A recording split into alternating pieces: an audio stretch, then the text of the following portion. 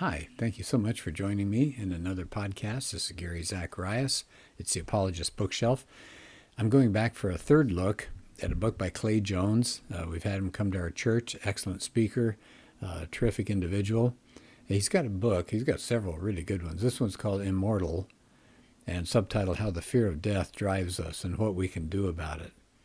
Sean McDowell says it's insightful, it's well-researched, it's convicting. He says the book is a game changer, and I agree with that. The older I get, the more I realize what's going on when I look around, how people try to get away from the idea of death and what they do instead to try to take their minds off it.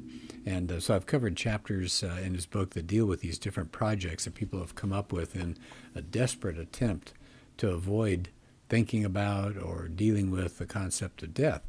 So I want to do another chapter here. It's chapter 5. It's titled The Failure of All Secular Salvations.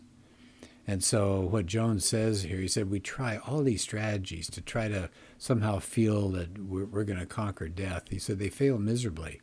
And so what happens, he said, people resort to unreal or wasteful or unhealthy, destructive, and even sometimes deadly measures to end that pain because they can't end it by these secular ways. He said he's talked to his wife that he doesn't know how people can get through life without Jesus. But he said, well, yeah, they do. He said, that's why I wrote this book. And he said there are two key things they'll do: denial and distraction. He said you can hear people, they'll say things, non-religious people will say things like, oh, I know mom's looking down on me, talking about the death of a mom, or dad's with me, or my wife is proud of me. And yeah, I went to a memorial service a while back, and that's the kind of language that was there. He quotes a sociologist that says, reason can't free us from the shame of death.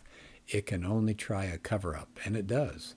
He says, since the discovery of death, human societies have kept designing elaborate subterfuges, hoping that they would be allowed to forget about the scandal. Failing that, they forbade speaking of it.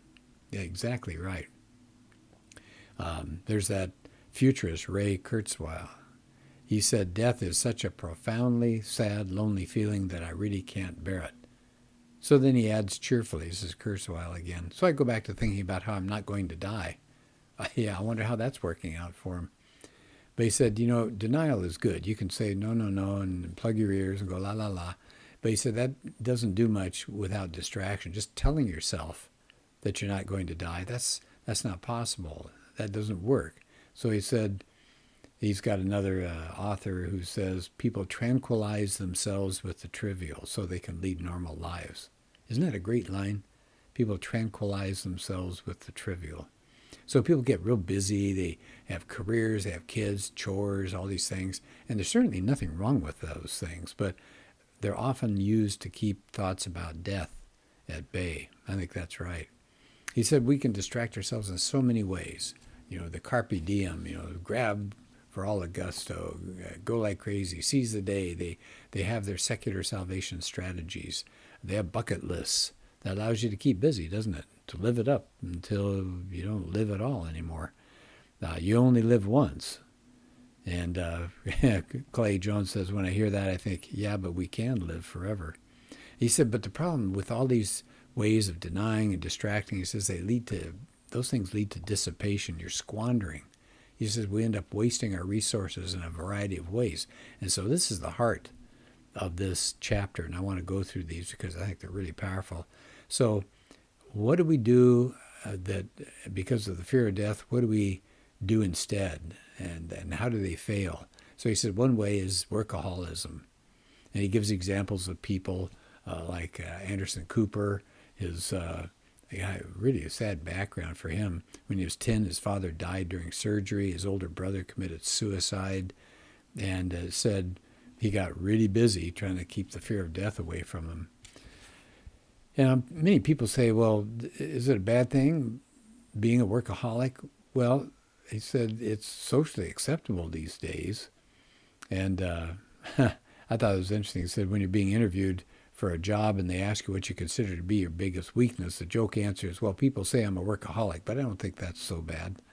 He says workaholics are famous for ignoring their families. He said work is important, but you don't want to do that and ignore other truly important things in your life. So one way that people work like crazy, distraction and denial, is work like mad.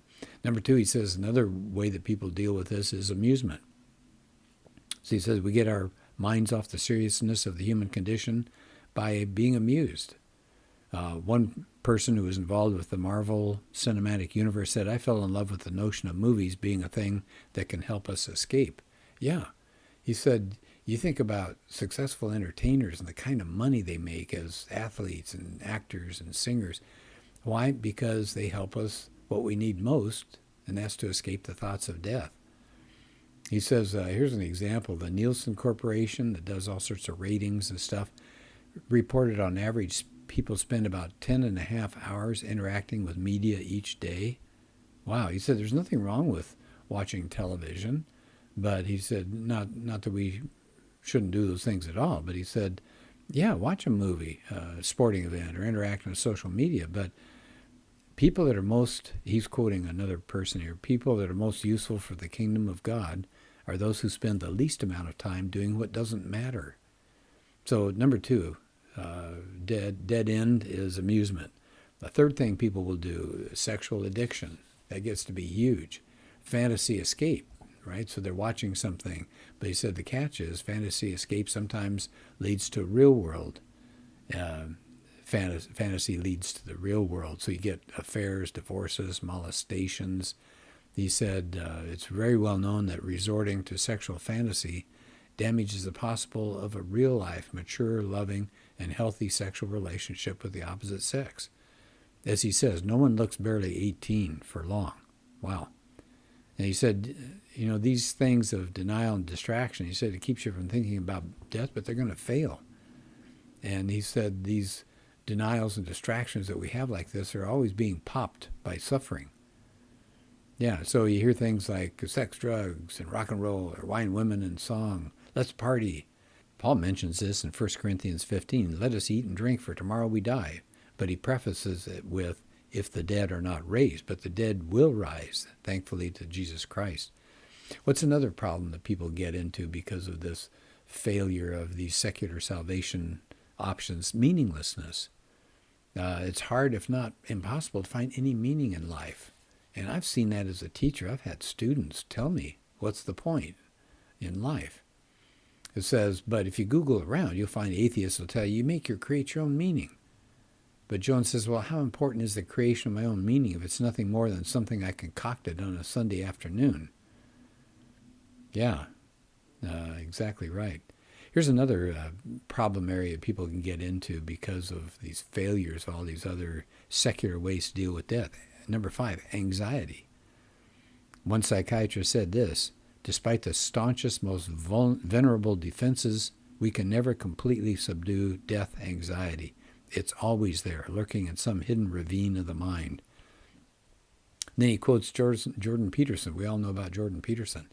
He said, I've often treated people with anxiety, and people wonder practically, individually, clinically, why are people anxious? And Peterson says, and I think that's a completely ridiculous question.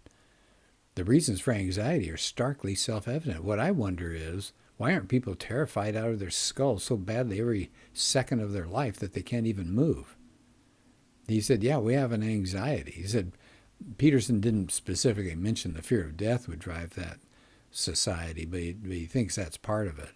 So he said, if you sit there at night, staring, and you're awake, and you're looking up at the ceiling, we all realize our projects fail. But he says the great news is that eternal life awaits. Well, not for the people who have turned off Christianity. Here's another problem that people run into, the failure of their secular salvations, depression. Yeah, depression, no kidding. Jones had a blog at one time, and he pointed out in that blog that there are things other than the fear of death that depress us. It could be hormonal imbalance, but the prospect of our death and the death of people we love, that's the major reason for depression. He says only one thing is going to prevent you from watching everyone you love and everyone you know die from murder or disease or accident. And what's going to be the only thing that will prevent us from watching that? It'll be your own death from murder, an accident, or disease. It says, unless you have a robust belief you're going to live forever with your Christian loved ones, how can you admit the truth about death and not be depressed? Yeah, exactly right. He quotes Bertrand Russell, who said, now he doesn't believe in God. So Russell said we have to build our lives on the firm foundation of unyielding despair. Well, that's not exactly encouraging. So, yeah, I think he's making a good point. He also says, I'm not arguing that people's fear of death explains all mental illnesses, but he said many psychologists say people's fear of death does play a huge role. So we've got this area of depression, huge area of depression. Here's another area that people, because of the failure of secular salvation, is where it leads people, psychosis.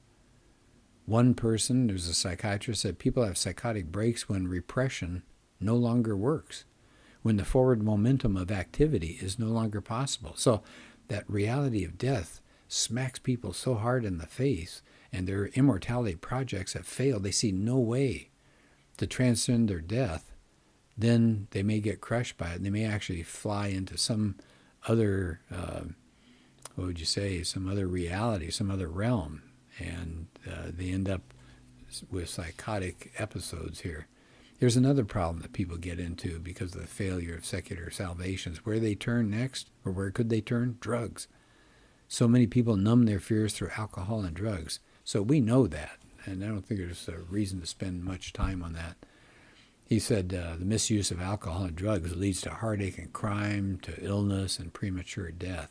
So getting high is not going to handle the problem of death and the fear of death. Suicide. There's another way that people have come to the end of their rope, realizing that secular salvation has not worked. The rate of suicide in the U.S. increased nearly 30% from 1999 to 2016. He said in 2016 alone, I didn't know this. This is pretty astounding. I'd like you to think about this for a second. How many Americans took their own lives, do you think, in 2016? 5,000? 10,000? No. The statistics say 45,000 Americans took their own lives in just 1 year. And Jones says for many of these, the fear of death is so severe and so unrelenting, they just bail out of their own lives. I've had a couple of students suggest suicide, and it scared me to death, and I took them to get some counseling as soon as possible. He also mentions that depression is a serious problem in the atheist community, and it's led to suicide. In fact, there's a study in the American Journal of Psychiatry that says religiously unaffiliated subjects had many more lifetime suicide attempts and more first-degree relatives who committed suicide than subjects who endorsed a religious affiliation. Subjects who had no religious affiliation perceived fewer reasons for living. Well, that's not surprising, isn't it? How sad is that? Here's another thing that comes about because of the failure of these secular salvations. This is number 10, anarchy. He says, as people cast off God and they don't think there's an afterlife or we're going to be judged, you get anarchy and societies collapse. I mean, all you have to do is look at some of these communist countries who don't think there's a God. And you look at the terrible death rate and the slaughter that took place. You look at Pol Pot and Cambodia and other places like that. Martin Luther, back in the 1400s, late 1400s, says, if you believe in no future life, I would not give a mushroom for your God. Do then as you like. For if no God, so no devil, no hell. So it says, plunge into treachery, rascality, robbery, and murder. Yeah, he got it right. Here's a more modern version of that. Dostoevsky and the brothers Karamazov said, if God and immortality do not exist, then man is allowed to become a man-god, and then everything is permitted. And it's that last part that chills you, doesn't it? Everything is permitted. You have nobody out there that is going to watch and going to judge you. You're on your own, so do what you want. Here's a person, who's a French Chateaubriand, said there can be no mortality if there be no future state. I'm sorry, there can be no morality if there can be no future state. So without God, you don't have morality. Solzhenitsyn picked up on this. He said, he's the Russian dissident, If I were asked today to formulate as concisely as possible the main cause of the ruinous revolution that swallowed up some 60 million of our people, he's talking about the Russian Revolution, I could not have put it more accurately than to repeat, men have forgotten God. That's why all this has happened. So there's the anarchy at work here. Powerful stuff, huh? So, again, I would highly recommend this book. This is a wonderful book. Clay Jones, Immortal. And it's just so good.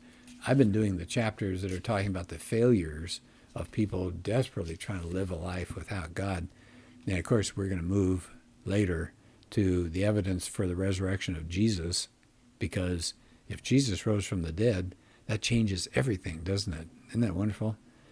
And so he's got a chapter on that. He's got a chapter on living the high life, enjoying true immortality, why you want to stay alive and stare down death, and then real immortality later on, the resurrection. So this is a good book. I highly recommend it to all of you.